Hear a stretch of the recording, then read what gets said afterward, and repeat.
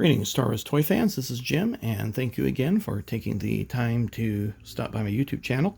If you're new to the channel, feel free to subscribe, and if you end up liking this video, please give it a thumbs up. So this is what I would call, I guess, a two-part video, because as I was preparing for the Heroes of Hoth, what I call the heroes, Han, Leia, and Luke, and comparing the vintage Kenner line to that of the Hasbro line that I have in my collection, I realized it was going to be really long because I was going to have to talk about the tauntauns, because both Han and Luke came with tauntauns. So rather than have a real long video, we'll just keep it short and talk about the tauntauns exclusively. Then we'll get to the heroes later. So we'll start first with the Kenner line. Now, Kenner produced two different tauntauns, just your regular standard one and then the open belly one, which is here. Now, I'm going to pull open my catalog here. This is my childhood one from 1980. You'll see the whole bunch there. I kept it in a binder. And here it is, the Tauntaun, and number 7. You'll see that I've got X's crossed out on the items that I had as a kid. I never got the do back there. And there it says in the description, a lifelike replica of the weird creature that Luke rides during his dangerous mission across the Hoth Icescape. Action figures not included. So a real neat catalog there. There it shows the ships. Never got the Snowspeeder as a kid, or the White TIE Fighter. And then the 12-inch, which I did not collect either, and still don't collect. But anyway, so starting with this Tauntaun here, it's got 4 points of articulation, so both arms move and the legs move. It has a bridle that goes in the mouth, and really nice sculpting features on it, yellowish eyes. And then, just like the dewback, it's got a little trap door there, so which is neat. Most figures will fit into that, and so that really adds to the playability of that, because your figure won't fall off as you're walking across the floor. Now the Luke one that Luke's on, this is the open belly, and really it's exactly the same type of mold, except they cut out here and put some rubberized plastic in there, so that way there's a slit there and you could stick Luke inside. I never actually took off the saddle, to be quite honest. Never did as a kid. Never played with it. Just left it as it is because I didn't want to ruin it. You can take a look at the saddles there, and it's quite a bit wider on the open belly. In case you're wondering about the red spots there, that's how I marked my figures from my brothers. And both of these have a 1979 stamp on them instead of a 1980. Now let's turn the attention to the top of my Hoth playset, and there are the boxes for them. And this one, you'll see it says, now with open belly rescue feature.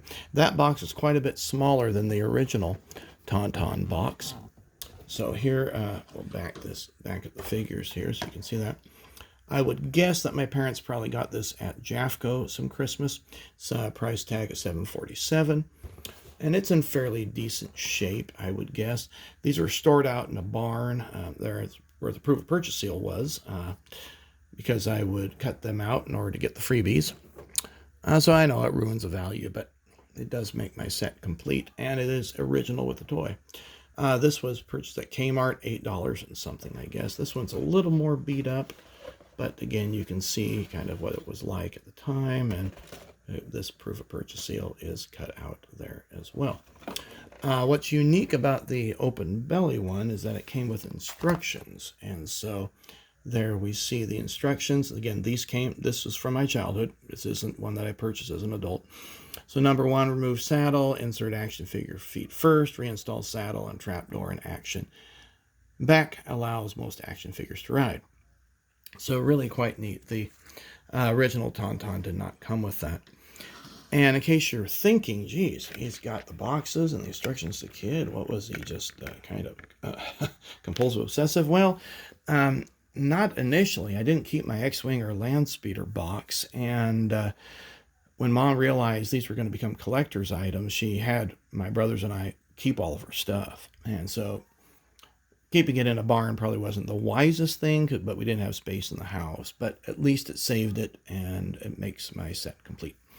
So now let's turn the cameras to the Hasbro versions.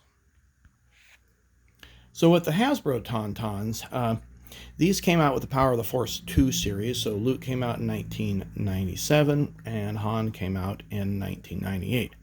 We'll focus on Luke's right now. And you can see one of the main problems with this is that he fell right off, unlike the Kenner version. So it's kind of a compromise. Are you going to have more realistic features or more playability? So with the Tauntaun, this head does move, unlike the 1980 version does not. The arms move and the legs move, but you'll notice that they're moving together. And that's reacting to a button here on the saddle. So, and the problem with these Tauntauns is that they don't stand all that great. Now this one is because I bent the leg, not bent, but I moved it. It's got a ratchet in there, and you hear that click. So you got to find that spot where he'll stand. A little bit lopsided. And the Luke does have bendable knees, and we'll talk about more about that in the next video. He does have a bridle that is removable, and Luke does come with a gun. Now, there is absolutely no difference between the Han Tauntaun that came out in 1998 and the Luke one, other than maybe the color of the bridle. This one's a little more grayish brown. You call that tan as opposed to a medium brown. And he just has a whole different spray paint, a little bit bluer of color, darker blue. And I suppose that could happen with any variation of the creatures. And so in this one, the button kind of moves, but not as well as with Luke's. And then again, this one doesn't stand very well, and that's my big complaint with these.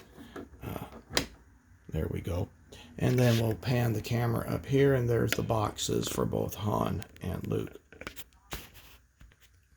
So with that said, here you have a front view, and you can compare the two different creatures together along with the action figures. And you know, each one is fine in their own right, and I think that each one served their time period best. The Kenner version did exactly what it was supposed to do back in the day, and the Hasbro version was enough different that it provided some uniqueness for its time period. Each one's have their strengths, each one have their flaws. Now Hasbro has produced different versions of the Tauntaun since then, both in 2003, 2007. There was a Toys R Us exclusive in 2011, The Search for Luke. I don't have any of those myself. This is what I have in my collection. Well, I hope you enjoyed this video. Take care, and we'll see you in the next one for the Heroes of Hoth.